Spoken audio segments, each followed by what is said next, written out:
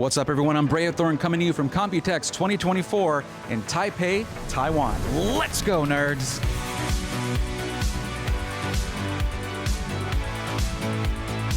We're here at the ASRock booth here at Computex 2024 because there's a massive wall of motherboards, and you guys all know what a motherboard nerd I tend to be.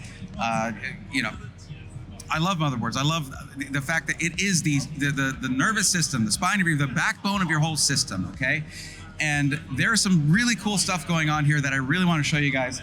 Now, aside from the fact that obviously they have white PCBs now on all their white motherboards, something that you know I'm pretty obsessed with, there are other interesting things going on. Now, they're not going as far as Gigabyte are to do, say, white plastics for some of your connectors, and that's unfortunate to see. And I'm not seeing as many 7-segment displays here, which are really useful for troubleshooting. Which, you know, since we cover SIs, that can help system integrators when it comes to troubleshooting over the phone, things like that, and avoiding RMAs, which are very costly. You're still going to have most of these with, you know, having LED indicators for error codes, things like that. Now, on this side, we're going to have stuff like the WSR 2.0. This is, of course, going to be Threadripper board, and that's not as much of interest to us. But then we have MATX and ITX boards here. All of these in a very straightforward kind of all black aesthetic. We got Z790i, B760i. Now, up here is where you'll see that that is not shown. You don't have that model being shown because this is 800 series Intel, or as they say, next generation Z870. It's what it is. It's Z870M. But they can't show that here. It's kind of a formality. But again, just like a Gigabyte, you can look, and with MSI and all of them, you can look right on the socket cover there, or the bracket, and it says LGA 1800X. We know what it's for. So we have the Steel Legend Wi-Fi here, Pro RS also in white. These right here are going to be, as they say, next gen. And then below that, the Pro A as well. And these, there is extra work going into the aesthetics of these. And you even see some touches that are reminiscent of previous. Like you've got the Pro RS, that's gonna have that Pro RS badging that you'll see before. And then of course your Steel Legend has a Steel Legend badge with LEDs all under the M.2 armor here, which is interesting. And it looks like this might be a way to remove it in a toolless fashion. I don't know. Yes, it is. It is. I'm not going to do that because I'm doing this one-handed. But you seem to have the same thing here. This is easier for me. It doesn't seem removable, but that does seem like it's a latch right there for toolless removal there. The one below it, though, the Pro RS, is going to be on Wi-Fi 6E. However, that is upgradable. It just comes right up here to these connectors here, and you can upgrade that over time. And we're seeing nice VRM cooling here, really nice. Now we're gonna go ahead and tilt down here to one of my favorite motherboards of the 700 series Intel motherboards. This is the Z790 Live Mixer. You have 10 guesses as to why I love this motherboard. I want you guys to let me know in the comments if you want to see this in a build in the purple, in the Taro purple white Y70 from Height, because we're definitely getting one of those. They didn't tell me it's definite, but we're definitely getting one of those to do a build. I actually told them here at ASRock, we need a Live Mixer GPU, 7900 XTX, Live Mixer purple, absolutely. That would be so sick with this. And they seemed like they liked the idea. But there's lots of ideas floating around here at Computex. Moving over, we have the Taichi, and of course they can't say Z890 Taichi, but that's the Taichi board. This is one of their flagship boards here, one of their higher end. Lots of I/O on this thing, and easy release, of course, for here on the GPU. And this is their interpretation of it. Of course, ASUS has the some of the first iterations of their own version of that patented with the wire going over here. So each motherboard manufacturer is having to come up with their own to sort of skirt the patent and give you that convenience. But you'll notice that was not on the Steel Legend or Pro RS. You're going to start seeing these on some of the higher end boards. We have the Phantom Gaming Nova Wi-Fi here. And as one thing I mentioned, of course, with the Gigabyte board was that you're not seeing anywhere else is that onboard HDMI internally. And yeah, that's nowhere here. And it's really just something that matters if you want to have a sensor panel inside your PC. And of course, the Phantom Gaming Lightning Wi-Fi with some really nice blue to purple touches there. Now, they say next gen, and some of these could be a B series board or a Z series board, but they're not saying next gen Z or next gen B on here like Gigabyte was. They just had Z boards over there. But right here, this is interesting.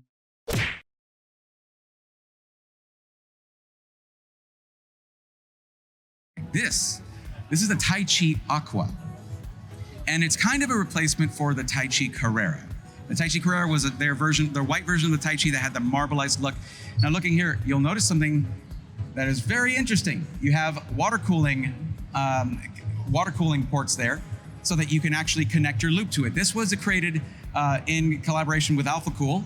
And I've asked them what the internal material is, and from what I understand, I believe it's aluminum. Of course, this is an EATX board, and it's got EATX features, dual USB-C internal headers, and you've of course got 7-segment displays on some of these boards as well. These are the higher end ones with another M.2 here with a quick release, because you have this here on an M.2 that is liquid cooled for those PCIe 5.0. But here's the really interesting part here.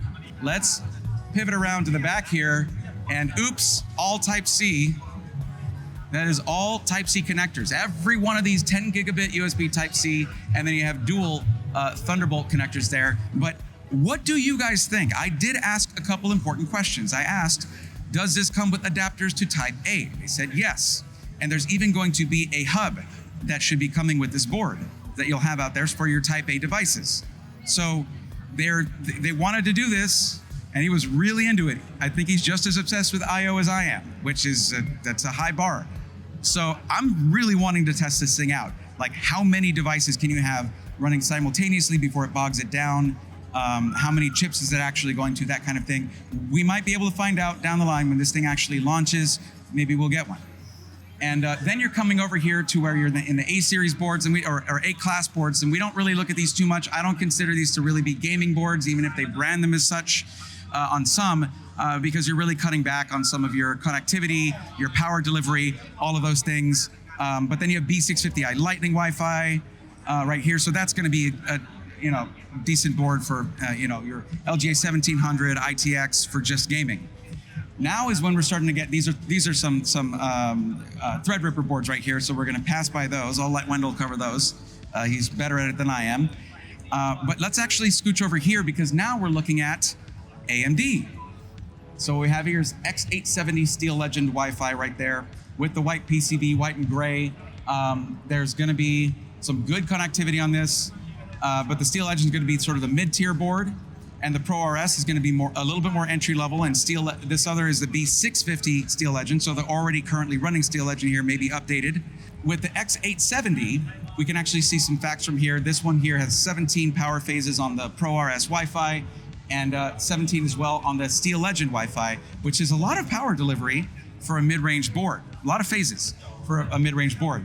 And we're looking at triple M.2 on this, and we have triple M.2 here, but one of these is PCIe Gen 5 here. Dual USB 4 on the back of this. And this one up here also has dual USB 4. Now, something that I learned was that generally the controller for USB 4 on AMD motherboards is going to be Thunderbolt 4 compatible. Don't quote me on that. It really depends on what they use, but I don't know personally if there are multiple options for that. So it could be that they all are. So we'll find out. And that's when we're getting to the X870E Taichi. This is the flagship for 9000 series Ryzen processors, but also 7000 series will work on this. 8000 series if you want the APUs. I don't know why you put an APU on a really high-end motherboard. But on this one, you're looking at quad M.2 sockets on this, one of them being PCIe Gen 5 by 4, 27 power phases. I guess? No, it's not a dual socket motherboard, but 27 power phases on that.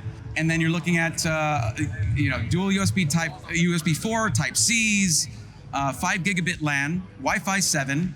Now, there's no easy adapter, easy connect for their Wi-Fi adapter, unfortunately. That's something we saw with MSI, that's something we saw with Gigabyte, not something that has made its way into the design of ASRock boards yet. They haven't come up with their own version of that.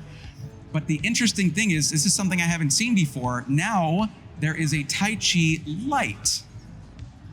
And I don't know if I'd call it that, because I would figure if you had a fewer features, maybe a little bit less I/O, something like that, a little bit less power delivery, but the same aesthetic, I would say, yeah, Taichi Light, but they gave it its own gunmetal aesthetic, which I think is pretty cool, particularly for a certain Fantex case we recently saw that had a sort of the silvery gunmetal internal panels there. But the Taichi Light looks like it has the same number of M.2 sockets on it, 4, with one of them being PCIe Gen 5, the rest of them being PCIe Gen 4, dual pipe PCIe 5.0 x16 slots on both of these. So I'm gonna personally swing around to the side here. It actually looks as though the I/O on it is exactly the same. 5 gigabit Ethernet, 10 USB Type A's with varying speeds to them, dual USB 4, SPDIF audio plus line in, and microphone jack, all that stuff. It looks very similar. So it'll be interesting to see what exactly is the real difference. It could be that maybe it's lighter on the aesthetics. I don't know. Interesting. And then of course, X870E, that's gonna take forever to figure out. X870E Nova Wi-Fi right here is gonna be, of course, more of a mid-tier version along with the Riptide Wi-Fi down here. So if you want to see more about these motherboards, stay tuned to the channel. I'll go ahead and take a look and take a look at some of the specs as these are coming out and sort of break down where, try to fit them into the sort of the pattern of what I will recommend depending on your needs and aesthetic preferences when you're looking for a PC if you come to the streams and you want help one-on-one. However, do not forget, if these things come out hot with pretty high prices, with AMD's motherboards, you'll still be able to use the 600 series. So your X670, X670E, B650, B650E motherboards are still gonna work with 9000 series Ryzen processors. So if you need to, those prices should be dropping. If you need to save some on your build, that might be the way to go, unless some of these features really stood out to you.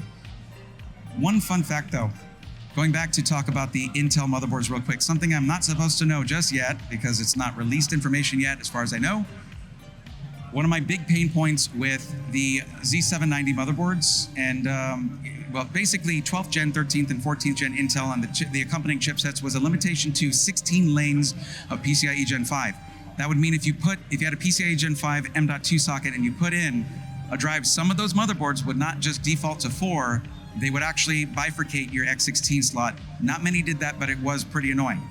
You can see an example of this in my review of the Eclipse from Skytech. That actually happened.